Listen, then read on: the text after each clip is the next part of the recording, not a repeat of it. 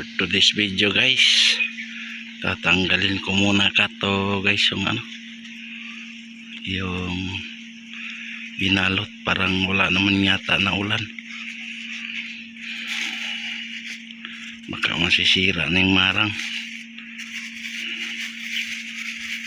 tag-init na bumubukas na siya guys. Diba malaki na, talaga naman. Then yung isa malaki na guys. Kailangan ko lang tatanggalin yung plastic.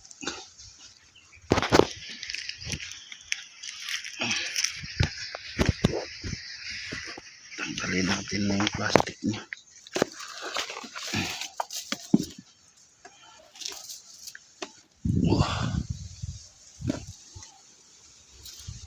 Pangbini na tayo guys. Sana may nugto ng maayos.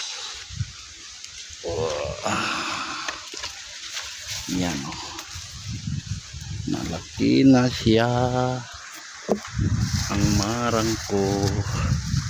Marang ng basilan to guys.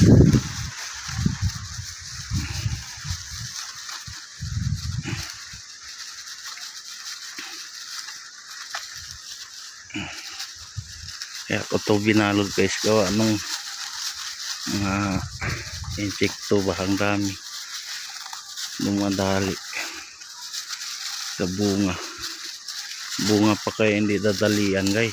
Yung tawag dito, yung puno nga dinadali nila. Kung hindi ko nga alaga to, patay na. Yan na guys, yan dinali nila yan. Yan na, itim-itim na yan.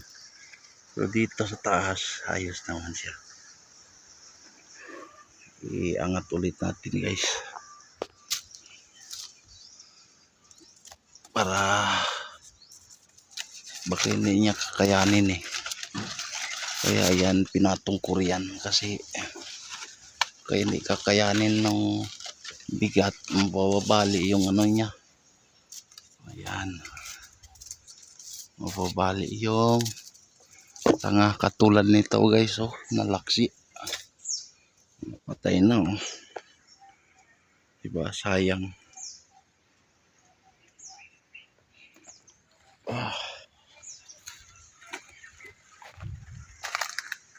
Strategy guys. Yan, lapit na siya.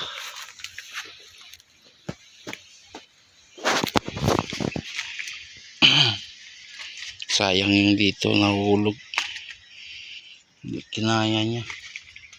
3 bunga lang talaga guys nabigyan. Tingnan nyo guys, may hinog na yung saging ko pala. Diba yan pwede na. Matik na naman yan mamaya. May hinog na guys. Okay, matik na naman yan mamaya. Tapos tinanim ko ng dragon fruit guys. Paakyatin ko yan dito.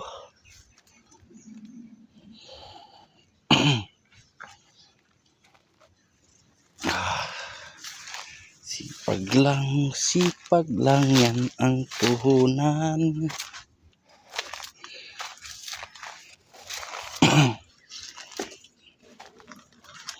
Kung wala kang tanim, wala kang pag-aanihan, di ba? Yan yan na naman pala siguro yung marites. Buanayan na nga. I-sprayan ko to. Mandami na naman marites guys. Yan tingnan nyo. Yan yung bumubuta sa marang saka sa tanim ko. Yan, kita ninyo yan. Na yan yung malupit.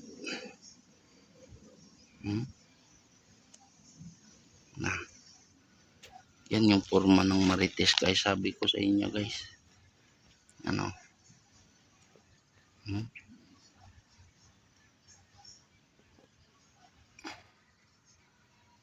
Hmm? Yan na guys.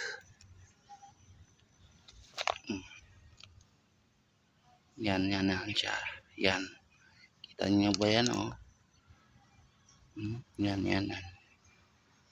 Yan siya. Yan yung peste dito guys.